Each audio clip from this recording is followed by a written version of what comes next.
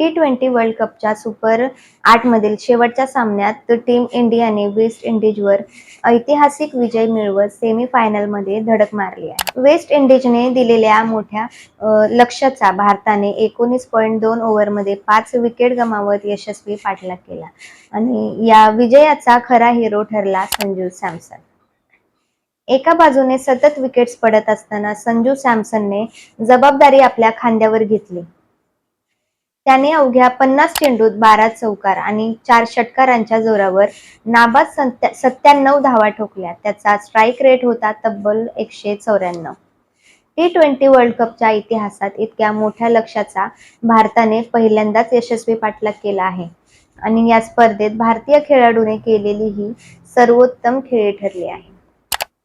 सामन्यानंतर भावुक झालेल्या संजूने सांगितले की हा क्षण माझ्यासाठी संपूर्ण जग आहे. अनेक चढ-उतार आले, स्वतःवर शंका घेतली, पण विश्वास सोडला नाही. आज देवाने त्याचाच आशीर्वाद दिलाय.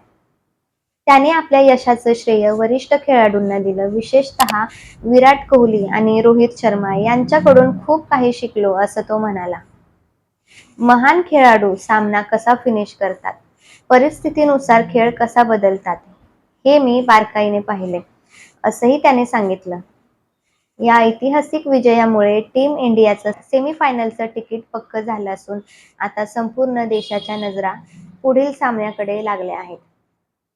संजू सॅमसनच्या या दमदार खेळीने भारताच्या विजयाचा मार्ग मोकळा केला आणि एका खेळाडूचा संघर्ष आज सुवर्ण क्षणात बदलला. तर हा व्हिडिओ तुम्हाला कसा वाटला ते आम्हाला कमेंटमध्ये नक्की कळवा. धन्यवाद. सर्जनशील न्यूज.